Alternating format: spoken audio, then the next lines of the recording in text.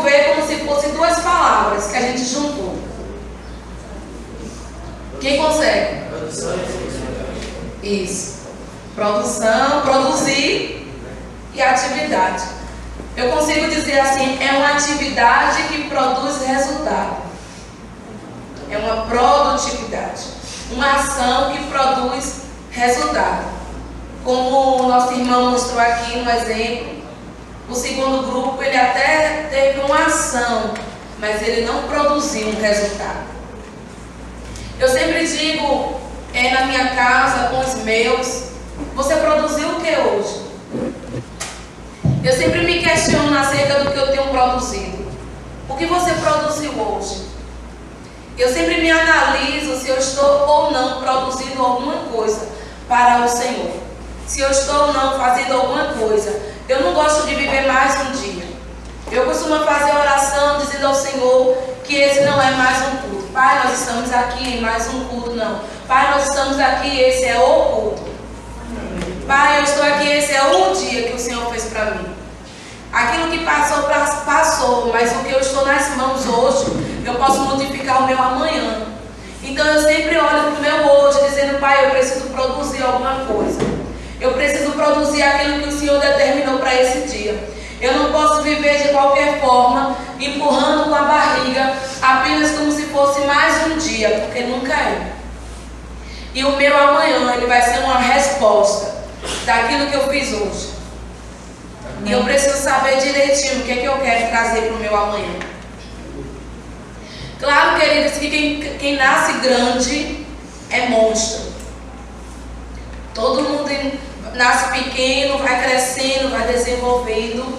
Você não pode, um passo de mágica, querer chegar lá em cima. Você não pode, um passo de mágica, querer ser aquilo que Deus disse que você vai ser. Mas você tem que saber que as suas escolhas de hoje, elas vão participar do resultado de amanhã. E nós vamos falar sobre algumas coisas que nós precisamos entender nesse meio do caminho.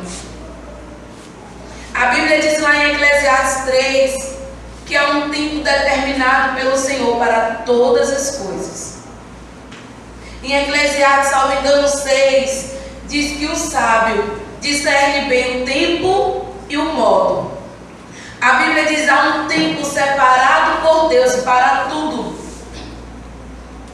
E ele diz, o sábio discerne bem o tempo e o modo. Sabe que quando Deus diz assim, um exemplo, você vai ser uma missionária. Então você sabe o que Deus tem para você. Mas a Bíblia diz que o sábio, aquele que tem a sabedoria do Senhor, a sabedoria que vem do alto, ele discerne o tempo e o modo. Porque é necessário saber quando e como. Quando e como. Nós não podemos queimar etapas. Amém. Se você constrói uma casa sem cavar fundo e criar alicerce, ela pode até ficar bonita, mas com certeza ela vai desabar. Porque ela não tem um bom alicerce. E quando estamos construindo alicerce, ninguém enxerga, amados. É longe dos holofotes que nós construímos os nossos alicerces. Parece que nada está acontecendo e eu estou construindo o meu alicerce. A Bíblia diz que o crente, ele é como... se alguém lembrar, me lembra bem? Uma planta que tem lá em Salmos. Diz que o crente... Como? O cedro do Líbano, sim. Obrigada. Amados, essa planta, ela fica quase que 5 anos. Só com 5 centímetros de aparência. Quase que 5 anos você planta ela e 5 anos só tem um pedacinho à mostra. Parece que nada está acontecendo. Mas os estudiosos dizem que ela vai, amados, por metros e metros de raízes. A raiz dela é gigantesca. Ninguém consegue quebrar essa planta. Ela demora para aparecer, mas enquanto ninguém está vendo, ela está crescendo só que para baixo, firmando raízes, construindo alicerce. Nós precisamos entender que não podemos desprezar as etapas e não podemos acelerar o percurso. Não podemos quebrar etapas. Não podemos acelerar o percurso. Não vai ser bom. Vai ser doloroso se a gente acelera. Quero que você abra a sua Bíblia em 1 Samuel. Nós vamos analisar um pouquinho a história de Davi. Davi foi chamado como rei, ungido como rei, na idade de vocês. Davi tinha cerca de 13 para 15 anos quando ele foi ungido.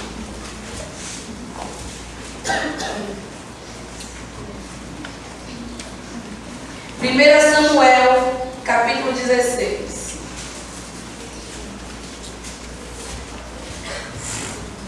Vamos ler a partir do versículo 7.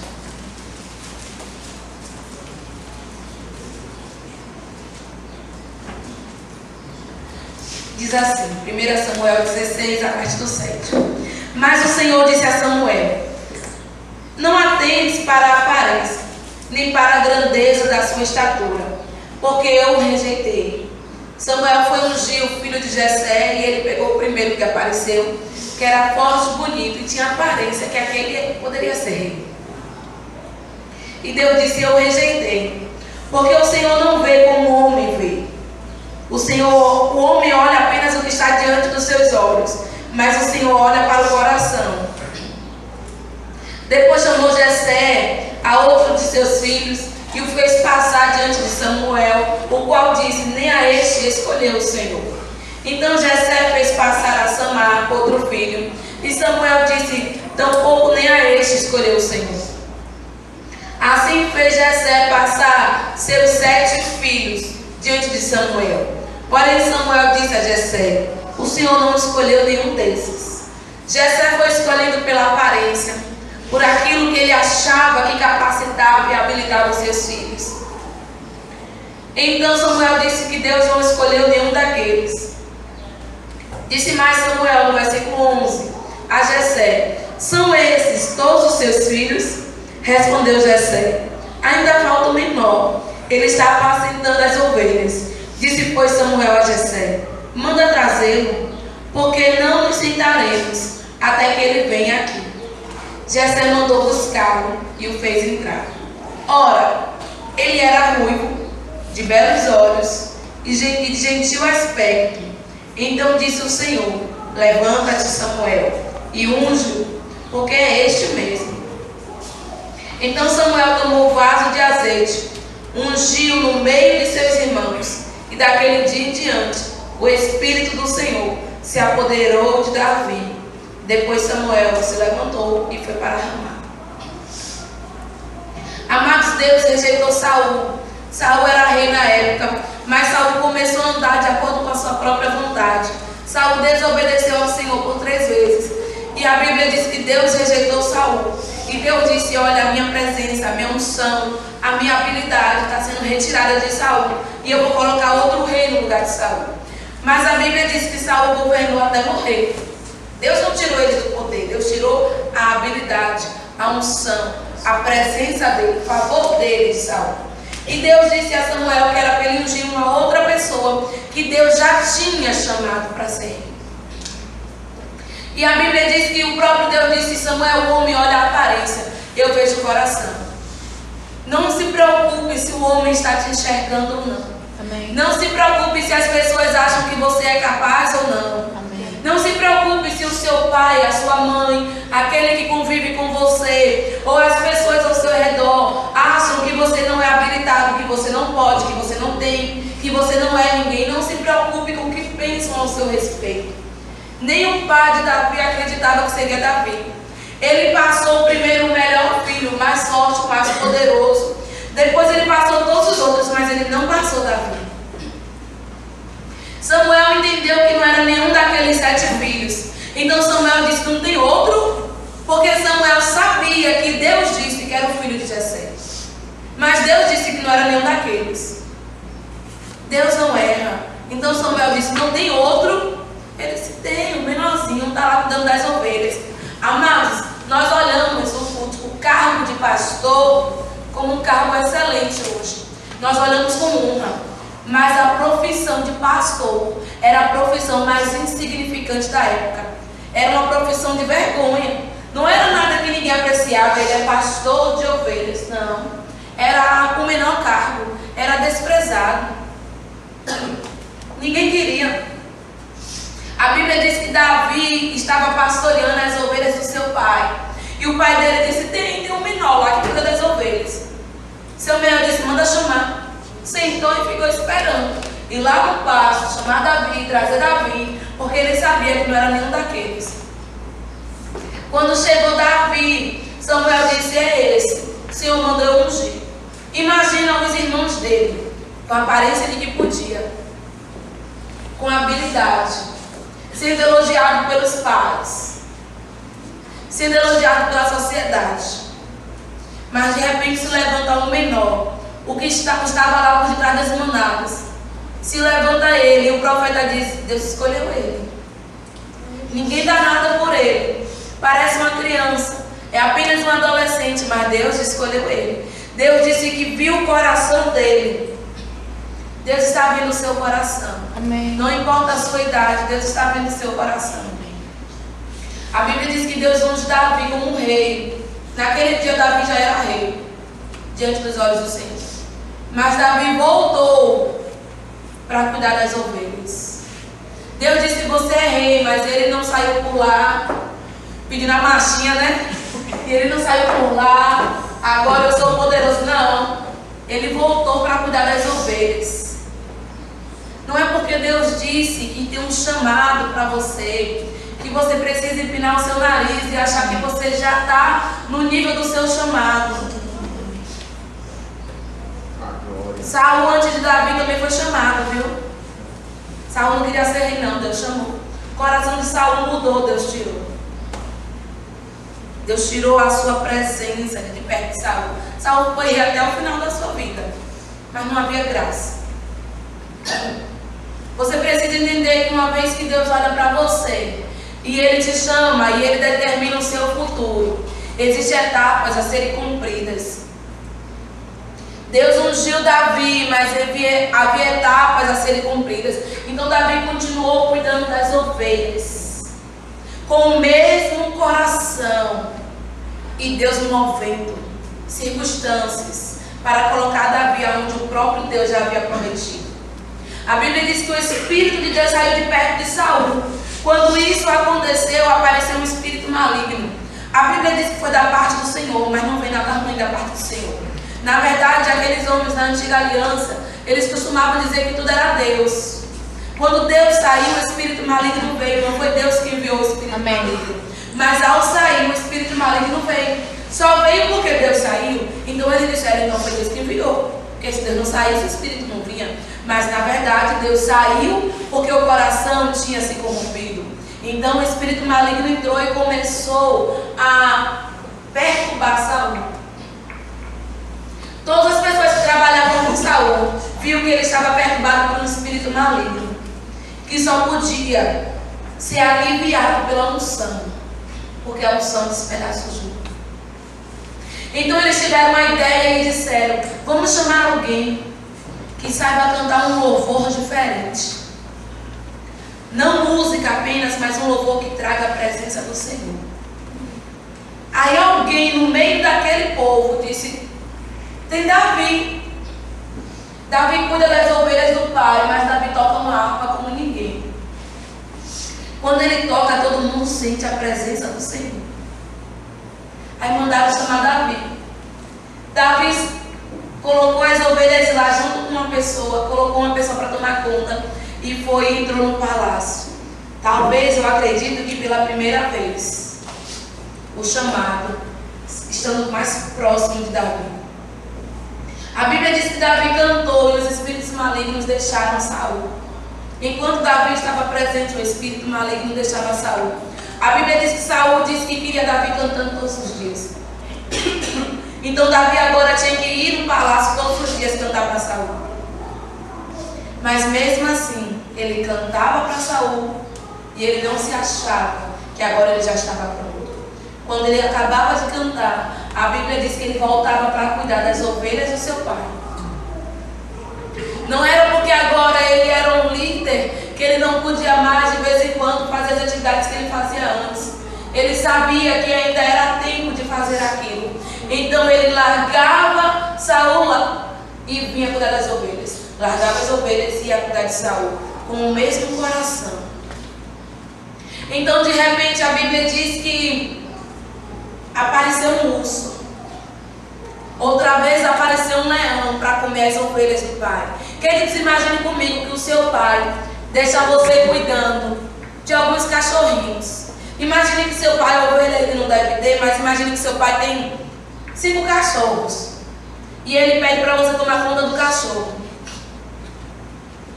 Aí aparece um leão na sua rua, ou uma onça, e vem rugindo para comer um de seus cachorros. Então você sai correndo, se esconde e protege só os que você consegue. E aí você diz a seu pai: meu pai, o leão apareceu e comeu um dos seus cachorros. Seu pai vai ficar bravo porque o leão comeu um dos cachorros e você não fez nada? Não. Ele não vai ficar bravo porque o leão comeu um dos seus cachorros. As ovelhas nem eram de Davi, era do seu pai. Era do pai que desprezava ele, que nem achava que ele era habilitado para alguma coisa. Era do pai que tinha preferências, que preferia outros de seus filhos. Mesmo assim, Davi deu a sua própria vida para salvar as ovelhas. A Bíblia diz que ele enfrentou o leão, ele enfrentou o urso. Ele podia não fazer isso. Mas, amado, sabe que foi exatamente isso que preparou Saul para lá na frente enfrentar o gigante. Foi aquela etapa que habilitou Saul. Desculpa, Davi, obrigado. Que habilitou Davi para enfrentar o gigante. Foi exatamente enfrentar o urso e o leão. Davi podia não enfrentar. Davi podia não querer passar por aquela etapa, mas foi aquilo que habilitou ele. Amados, um dia Jessé chamou Davi e disse: Davi, os meus filhos estão na frente da batalha, pronto para a guerra. Vai lá, leva essas comidas para o rei e observa como estão meus filhos, seus irmãos. Vê se eles estão bem. Chamou Davi para servir aos irmãos, porque ele estava preocupado com os irmãos. Então Davi vai lá. A Bíblia diz que ele chama um homem, deixa o homem cuidando das ovelhas, e ele vai lá. Quando ele vai lá, queridos, a Bíblia diz que ele ouve um ruído.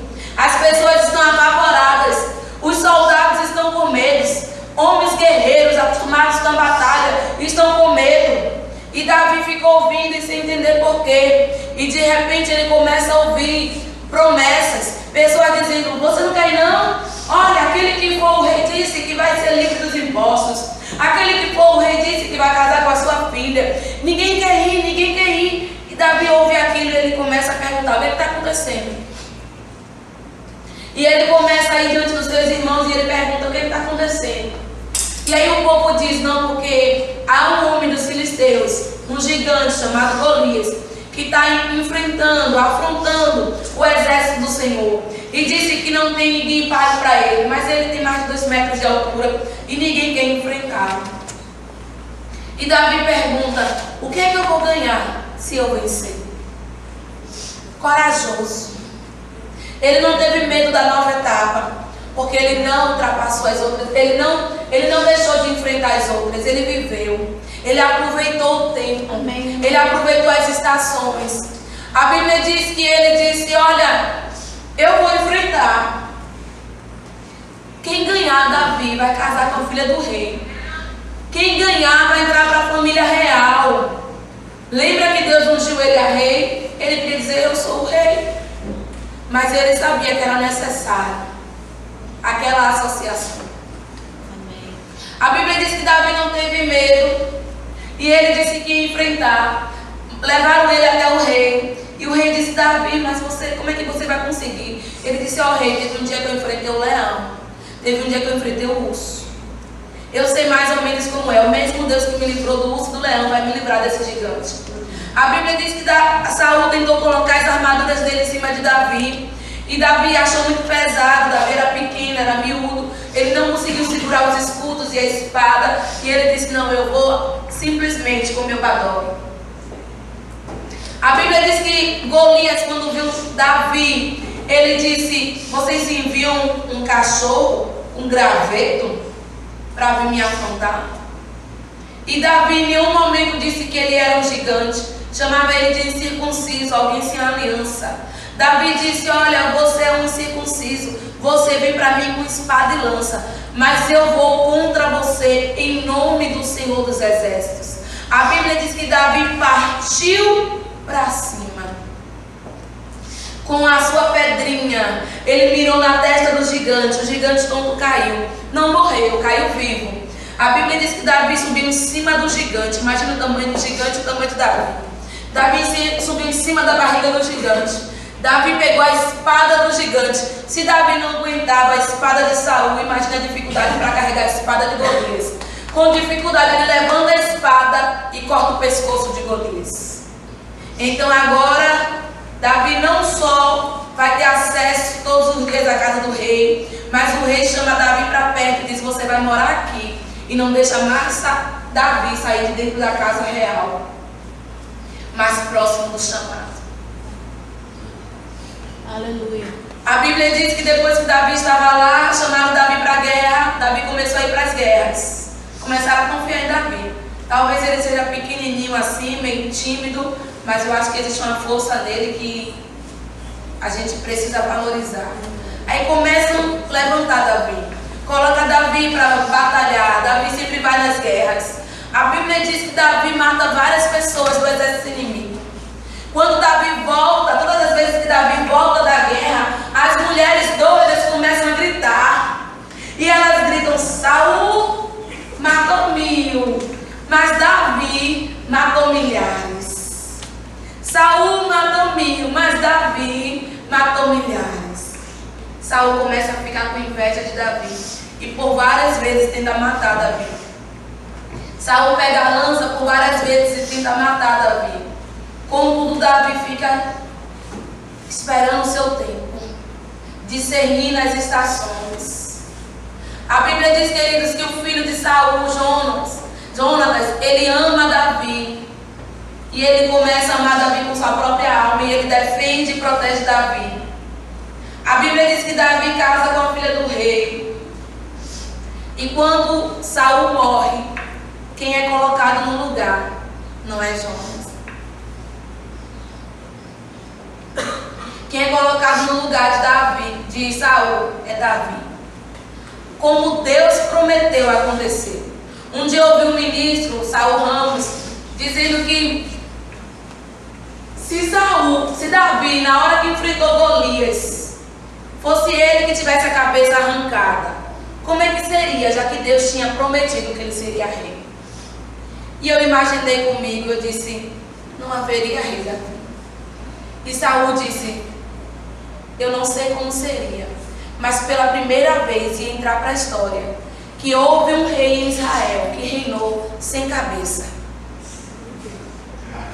Mas aquilo que Deus prometeu para a vida de Davi ia acontecer. Sabe quanto tempo durou? Mais ou menos 15 anos para Davi se tornar rei. Deus disse, unge ele agora é rei, não é mais Saul. Saul continuou no trono e Davi continuou cuidando das ovelhas, tirando os carrapichos das ovelhas, limpando os cocôs das ovelhas. Uma profissão pesada para a sociedade. Ele ficou 15 anos. Lembra que Paulo teve um encontro com Jesus? Que chega a cair com o rosto em terra. Então Jesus disse, Paulo, por que você me persegue? Depois Paulo fica como que cego, Ananias vai lá, ora por Paulo. Depois disso Paulo passa 3 anos sem aparecer para ninguém. Paulo era doutor da lei, Paulo conhecia bem a lei. Naquela época, amados, uma pessoa que estudava a palavra, naquela época todo judeu era obrigado a conhecer os 5 primeiros livros da Bíblia, de cor e salteado. Com 7 anos de idade, ele tinha que saber todos os versículos dos 5 primeiros livros da Bíblia de cor e salteado. E quem ia para estudar a palavra mesmo, viver disso, tinha que saber dobrado. Paulo conhecia a palavra, ele não conhecia Jesus. Ninguém dava nada por Paulo, Paulo perseguiu os irmãos, mas Deus sabia o propósito que ele tinha para a vida de Paulo. Mas Paulo passou 3 anos buscando ao Senhor debaixo de uma nova revelação, depois que ele teve encontro com Jesus. 3 anos sem aparecer. Sabe, queridos, Deus tem um propósito, um chamado específico para você. Mas até você chegar nesse propósito, existem etapas que precisam ser vividas. Amém. Não queira queimar etapas. Não, você não vai ficar de braços cruzados esperando o tempo. Você vai ter que produzir enquanto você espera. Mas você tem que discernir o que e como. Davi continuou produzindo para as ovelhas do pai. Depois chegou a época que ele tinha que também cantar para Saul. Uma época que ele tinha que lutar para Saul. Até que chegou o tempo dele ser rei.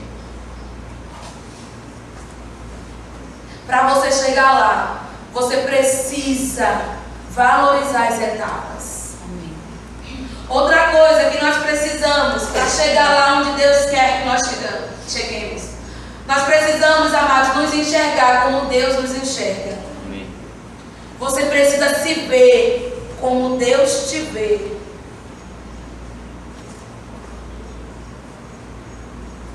Você precisa ser ousado em Deus. A Bíblia diz que quando os espias foram olhar a terra prometida, 12 espias, eles foram como espiões. E sempre quando eu cito esse exemplo, na minha mente canta aquela musiquinha do 007. Eu vou falando e aquela musiquinha está aqui tocando. Eles foram como espias. Eles foram olhar a terra para depois eles irem lá guerrear e conquistar a terra para eles. Eles não foram mostrando, olha, nós vimos aqui conhecer a sua terra, porque depois nós vamos vir tomar de você. Não. Eles foram meio que escondidos. Imagina comigo, amados. Imagina você ir num lugar como espia. Você vai meio que escondido, amém? Ninguém pode te ver. Então, mais ou menos como 007. A Bíblia diz que foram os 12. Chegaram lá, olharam a terra e voltaram. A Bíblia diz, queridos, que os 10 que não creram, que quando viu lá, viram gigantes, a Bíblia fala que eles trouxeram cachos de uva tão grande que precisava de 2 homens para carregar. Eles empenduravam os cachos das uvas em um pedaço de pau e colocavam em seus ombros, de tão pesado que eram as uvas, de tão grande, manava leite e mel. E eles disseram, olha Moisés, a terra é boa, mana leite e mel. Mas tem uma coisa, aos olhos deles, nós somos como gafanhotos. É impossível alcançarmos essa terra. Foi aquilo que os 10 espias disseram. Aos olhos deles, nós somos como gafanhoto. Mas, amados, eles foram como espiões, escondidos. Aquele povo não viu eles. Mas eles voltaram dizendo que aos olhos deles, eles eram como gafanhoto. Sabe, queridos, na verdade, eles se enxergavam como gafanhotos. E quando ele viu o tamanho daquele povo, quando eles viram, amados, que eram povos gigantes, fortes, poderosos, eles se viram como gafanhoto. Mas eles não disseram, eu me acho um gafanhoto. Eles disseram, eles me acham um gafanhoto. Eu quero te dizer uma coisa, amados. Se veja como Deus te vê. Amém. Amém. Tenha cuidado de como você descreve o que as pessoas pensam de você. Tenha cuidado de dizer assim, você vê um grupinho conversando, você passa e você diz, estão falando de mim. Ah, eu acho que não gostam de mim. Estão me olhando. estão me criticando. Ah, não me amam. Ah, eles preferem outros. Não gostam quando sou eu. Tenha cuidado com esses pensamentos. Eles são produzidos no inferno para paralisar você. Tenha cuidado de achar que eles estão te enxergando desse jeito. Na verdade, é como você se enxerga. E o que você pensa ao seu respeito, amados, vai trazer um resultado na sua vida. Sabe por quê? Porque pensamentos geram sentimentos. Sentimentos geram atitudes. Atitudes geram resultado. A atitude produz um resultado. Tudo começa no pensamento. Você começa a achar que eles não te aceitam, que eles não gostam de você, que eles estão falando de você. Então você começa a chegar um pouco mais pro canto. Você começa a não se abrir tanto. Você começa a se excluir. E eles começam a se afastar. Mas não é porque eles não gostam de você. É uma reação à sua atitude. Os seus pensamentos acerca de si mesmo produzem aquilo. Aqueles 10 espias voltaram dizendo aos olhos deles: nós somos como gafanhotos. Mas a Bíblia diz que houve 2 homens, Josué e Caleb, que não concordou com aquilo. Josué e Caleb disse: eles são como pães, e nós iremos estraçalhá-los com as mãos. Uma visão diferente. Aquela cidade não enxergou os espias, mas eles se viam como gafanhotos. Pare de se enxergar desse jeito. Pare de achar que todo mundo fala de você, que todo mundo te julga, todo mundo te condena. Pare de pensar o que as pessoas pensam a seu respeito. Ainda que pense, deixe pensar. Comece a pensar como Deus te enxerga. Comece a valorizar como Deus te valoriza. Porque se Davi, amados, achasse que ele era mesmo mirrado e incapaz, você acha que ele seria corajoso para enfrentar o gigante? Se Davi olhasse para ele como o pai dele olhava, se Davi olhasse para ele como a sociedade olhava, você acha que ele ia ser capaz de enfrentar as circunstâncias que ele enfrentou? Ele não ia conseguir chegar lá. Como é que eu chego lá, onde Deus tem para mim? Eu preciso entender e discernir o tempo e o modo. Eu preciso aproveitar bem as etapas. Não é porque eu sou chamado para pastor que desde agora eu já vou pastorear alguém, não. Agora pode ser que seja um tempo de eu fazer outra coisa. E aquilo que chega às minhas mãos, eu preciso fazer bem feito. Mas eu preciso o tempo todo estar me vendo como Deus me vê. Eu preciso acreditar que eu posso sim ser aquilo que Deus disse que eu posso. Eu preciso acreditar que eu vou chegar aonde Ele disse que eu vou chegar. Amém, amém. Independente de que se levante oposições. Se levantaram oposições para José. Os irmãos de José tinham inveja dele. Tentaram matar José. Um dos irmãos defenderam ele, então tentaram vender José. Jogaram José no poço, venderam ele como escravo. Querido, José foi preso no calabouço do palácio. Depois de um tempo, José foi promovido dentro daquele palácio. Os homens queriam acabar com José, mas estavam levando José para mais perto daquilo que Deus tinha para ele. Não era necessário ser daquela forma, podia ser de outra forma. Mas as oposições não puderam impedir o projeto de Deus na vida de José. Nenhuma dificuldade natural, nenhuma oposição, amados, vai te impedir de viver aquilo que Deus tem para você. Não é a escola que você estuda que determina o que você vai ser. Não, não é. Não é quanto sua mãe e seu pai têm no banco que determina o que você vai ser. Não, não é. Não é a sua inteligência natural. E você fica até constrangido, porque talvez alguns dos seus amigos tenham um QI mais elevado. Mas não é o seu QI que vai determinar aonde você vai chegar. Não, não é. Não é. Não é. Não é. A única pessoa que pode te parar é você. O diabo não consegue. Outro homem não pode. Deus não quer. O único que pode te parar é você.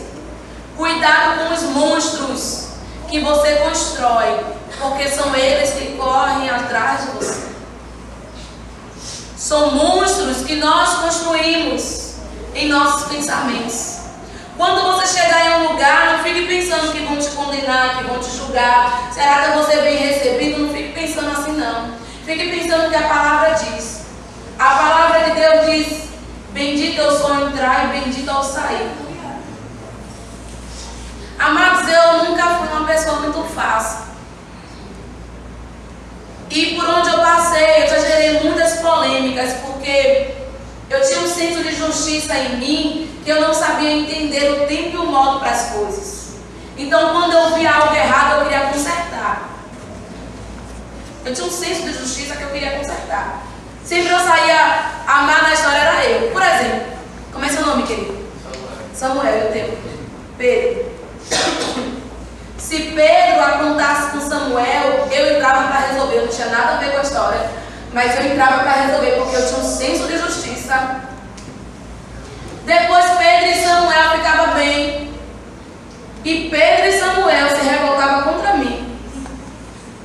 Porque eu entrei para fazer o senso de justiça humano, natural e, portanto, diabólico. Eu sempre também fui um pouco tímida. Eu sou muito brincalhona com quem eu conheço. Mas quando eu não conheço, eu era tímida, porque eu sempre pensava que todos estavam me rejeitando. Eu tinha dificuldade de confiar nas pessoas. Eu não tinha planejado falar isso, mas eu vou falar. Eu vim ter contato com meu pai, contato mesmo, quando eu tinha 17 anos de idade. Com 7 anos foi a primeira vez que meu pai apareceu na minha vida. Ele me deu uma bicicleta, foi embora, disse que voltava na outra semana. E eu lembro como hoje, que eu fiquei deitada na cama já pronta. A menina botou a melhor roupa, a menina que cuidava de mim. Eu tinha uma menina, minha mãe trabalhava o dia todo. Eu tinha uma menina que cuidava de mim. E ela botou a melhor roupa, ela fez cachinhos no meu cabelo. Faz, que naquela época ele ainda era melhorzinho. Então ela fazia cachinho com os dedinhos. E eu fiquei esperando pro meu pai e ele não voltou. Na verdade ele foi lá dar a bicicleta para tapear, porque foi uma época que minha mãe tinha tentado recorrer na justiça por uma pensão. Minha mãe tirou da justiça, não fez mais nada. Eu nunca tive raiva do meu pai, minha mãe nunca me falou mal dele. Mas meu pai sumiu e nunca voltou. Ele deixou um telefone para eu entrar em contato, mas a esposa dele, quando atendia, me esculhambava e dizia para eu sumir da vida deles. E eu nunca mais liguei. Com 17 anos, eu sempre orei por meu pai. Com 17 anos, eu orei diferente. Eu disse: Senhor, aonde ele estiver, eu não quero só que o Senhor o abençoe, mas que ele pense em mim. Se ele estiver assistindo TV, que faça uma propaganda sobre pais e filhos e ele lembre de mim. Se ele estiver conversando com alguém, que a pessoa fale sobre pais e filhos e ele lembre de mim. Se ele estiver dormindo, que entre no sonho dele algum assunto sobre pais e filhos e ele lembre de mim, que incomoda ele para ele me procurar. Eu orei essa oração na segunda-feira, eu orei na terça, orei na quarta, orei todos os dias da semana. Quando chegou sexta-feira de noite, o telefone tocou e eu atendi. E aí falou que queria falar comigo e falou o nome. Eu não sabia, falou o apelido, eu não sabia quem era. E eu falei: minha mãe, eu sempre fui um pouco desconfiada. Eu afastei o telefone e eu falei: minha mãe, é um tal de fulano de tal. E disse que quer falar comigo. Aí minha mãe arregalou os olhos e disse: Lua, é teu pai. Eu conversei com ele queria se encontrar comigo, a gente começou a fazer uma amizade. E eu disse: por que o senhor me ligou? Ele disse: eu senti algo incomodando. Eu só pensava em você. E eu liguei para o 102, dei o endereço antigo de sua mãe e o nome completo dela, e eles me deram o seu telefone novo, porque antigamente o 102 fazia isso. Eu convivi com meu pai, a gente teve acesso, mas houve alguns contratempos por causa da família dele. Achavam que eu tinha inveja da filha dele. Eu sempre gostei de criança, eu brincava com ela. Ela tinha 2 anos de idade e diziam que eu estava com inveja dos brinquedos. Porque eu com 17, ela com 2 anos de idade, ela tinha aqueles brinquedos super evoluídos, de robô e tal, e eu brincava com ela e falavam que era inveja, e isso houve alguns contratempos. Meu pai só veio me registrar com 27 anos de idade. Eu já estava em Itabuna quando meu pai veio me registrar, depois do exame do DNA. Eu não tive avô, porque quando eu nasci meu avô já tinha morrido. Não tive tio presente. Eu não tive sogro, porque quando eu conheci meu esposo, o pai dele já havia morrido há algum tempo. Então eu não sabia o que era uma figura paterna. A única figura paterna que eu tive foi um padrasto que minha mãe teve dos meus 2 anos até os meus 11 anos de idade, que abusava de mim e me molestava sexualmente. Então era a única figura paterna. Minha mãe me obrigava a dar presente para ele todos os dias dos pais e fazer cartinha. E minha mãe dizia: eu amo ele, filha, e eu quero que você o ame como pai. Você o ama? E eu dizia: sim, mamãe, eu amo. Nunca contei para ela, só depois que ela terminou com ele. Eu contei uma vez na escola para um amiguinho de escola. Eu não aguentava mais e eu contei para esse amiguinho. E no dia que eu contei, ele disse assim para mim. Eu disse para ele: não pode contar a ninguém, porque ele disse que não pode contar a ninguém. O meu amiguinho disse: então você vai me dar o seu lanche, porque se você não me dar o seu lanche de hoje, eu vou contar a todo mundo. Então naquele dia eu dei o lanche a ele, e no outro dia ele fez a mesma coisa. Eu dei o lanche a ele, no outro dia ele fez a mesma coisa. Eu dei o lanche a ele, chegou um dia que eu disse: você pode contar quem você quiser, mas eu vou comer, porque eu estou com fome. Ele foi para a professora e contou. Eu estudava mais, eu sou nova, mas eu estudava em uma escola muito rígida. Eu aprontava direto. E todo mundo que aprontava apanhava com um apagador de quadro pelo lado da madeira. Ficava de joelho no milho de galinha, com os braços abertos e a língua para fora. Eu fiquei algumas vezes assim. E de joelho no milho da galinha, era horrível. Tianinha, não sei se alguém conhece, era da Barreira do Leitinho. Cantinho da criança, Tianinha. E essa Tianinha era a diretora.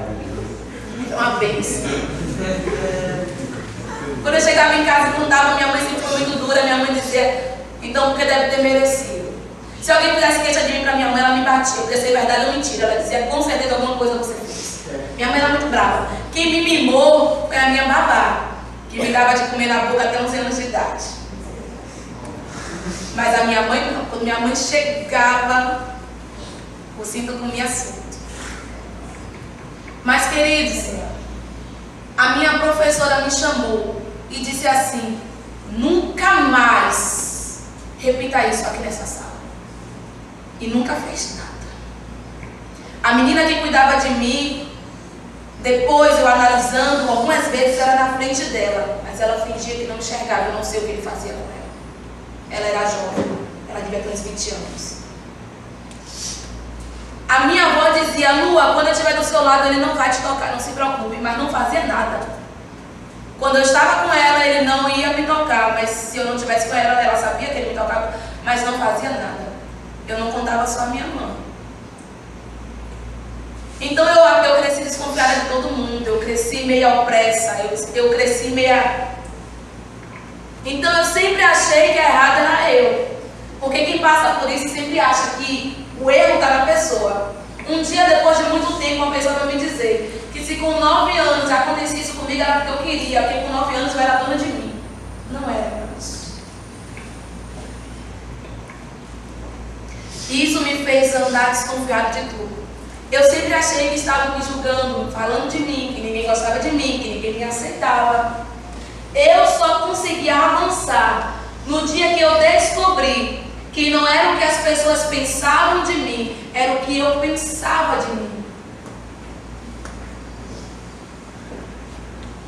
Foi aí que eu descobri que eu precisava ser livre de cadeias de pensamentos que podiam me impedir de avançar. Já ouviu a história do elefante? Tem muito tempo que eu vim aqui, mas eu contei ela. Não sei se alguém lembra. Do elefante preso pela corda na perna. Alguém não sabe? Quem não sabe, levanta a mão. Pronto, por amor a vocês. Um elefante de circo, ele vivia com a perna, com a corrente de metal grossa, amarrada no tronco de árvore. Só que o elefante, ele era grande e pesava toneladas. E ele, só com um puxão, ele poderia romper aquelas correntes. Só que ele não fazia isso. Então ele levantava a perna e abaixava a perna. Levantava a perna e abaixava a perna. E não rompia as correntes. Um homem foi visitar aquele circo e ele vendo aquilo, chamou o dono do circo e perguntou: como é que vocês conseguem prender um elefante que pesa toneladas numa corrente dessa? Por que ele não rompe com as correntes e foge? E o dono do circo disse: você não sabe? Essa mesma corrente aí está na perna desse elefante desde quando ele era um elefante bebê, pequeno. Ele não tinha força para quebrar quando ele era bebê, mas ele era corajoso. Então ele levantava com toda a força, tentava quebrar as correntes feriam as suas pernas, ficava ferida, gerava ferida de carne viva. Então o elefante começava a chorar e parava. Esperava cicatrizar porque ainda estava dolorido, mas todas as vezes que sarava aquela ferida, ele tentava de novo, com toda a força, romper aquelas correntes. Então gerava feridas, ficava em carne viva, ele chorava e desistia. Então, com o tempo, ele foi se acostumando com a ideia de que ele não pode romper essas correntes, de que ele não pode avançar, ele não pode produzir, ele não tem como chegar lá, ele não tem como ser alguém. Então, todas as vezes que ele pensa em levantar a perna, ele lembra que vai doer, vai ferir e ele não vai conseguir sair. Mas na verdade, amados, o tempo passou e aquele elefante, ele pesa toneladas. Hoje ele pode sim ser livre dessas cadeias, só que ele não sabe. No pensamento dele, ele não é capaz. No pensamento dele, ele nunca vai conseguir. No pensamento dele, ele nunca vai ser. Então ele fica meio que preso, meio que recuado, porque ele acha que ele não vai conseguir, ele acha que ele não pode. Pensamentos. Satanás sabe mais do que você sobre os projetos que Deus tem para a sua vida. E é por isso que ele tenta te aprisionar com pensamentos, para que você não consiga ir tão longe o quanto Deus tem para você. Eu costumo dizer que quando eu nasci, Deus sorriu. E pelo tamanho do sorriso de Deus, o diabo viu que eu seria grande neste mundo, que eu ia fazer algo grandioso para Deus. Então, desde pequena, que ele tenta paralisar a minha vida de alguma forma. É assim com todos nós.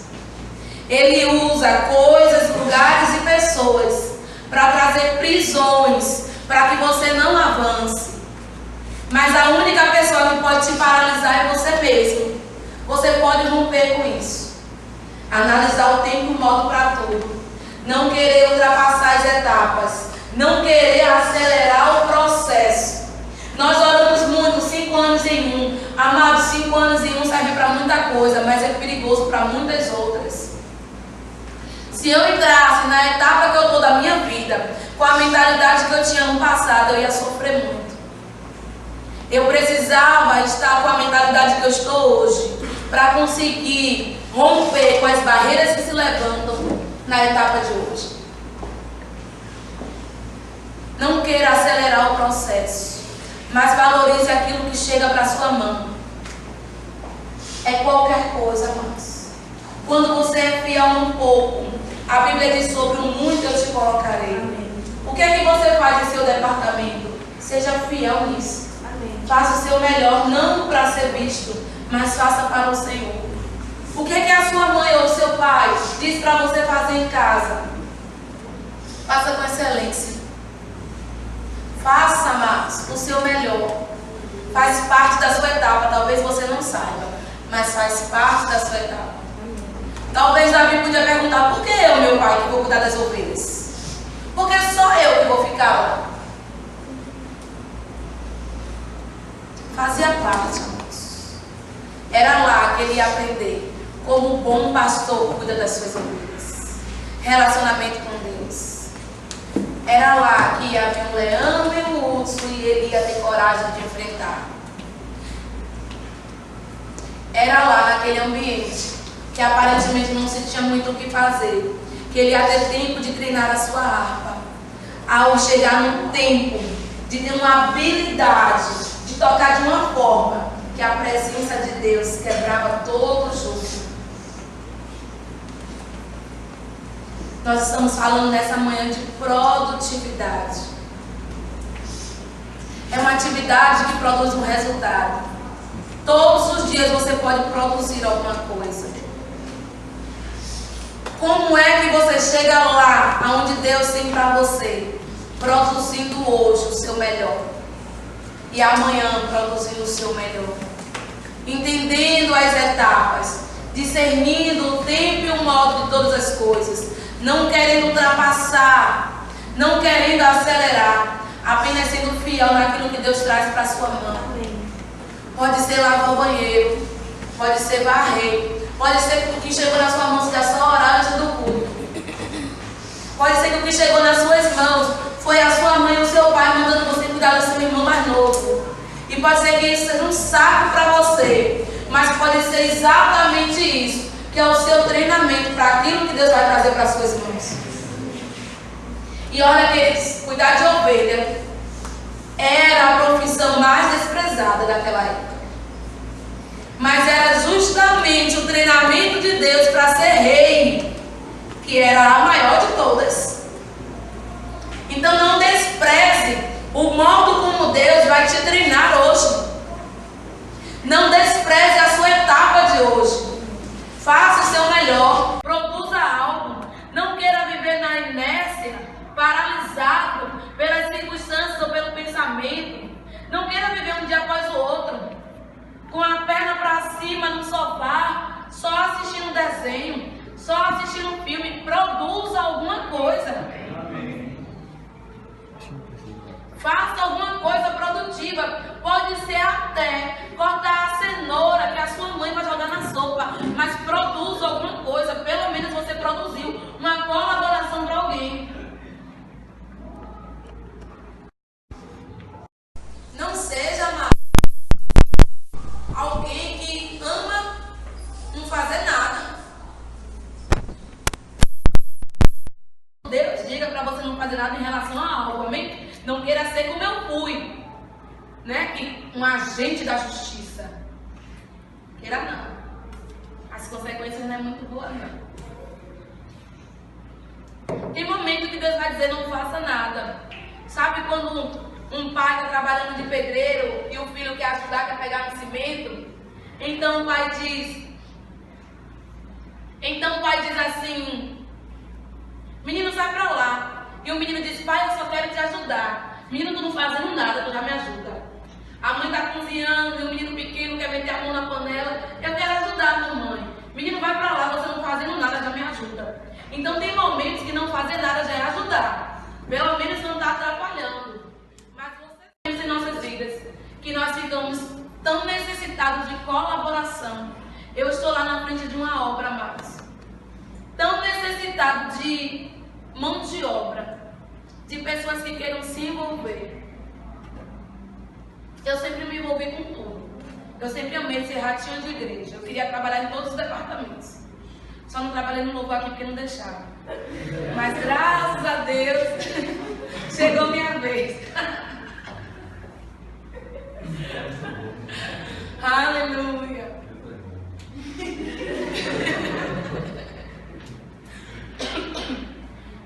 Pra você ter ideia, eu tô muito rouca essa semana, mas a minha voz, mesmo quando ela está boa, ela ainda é rouca.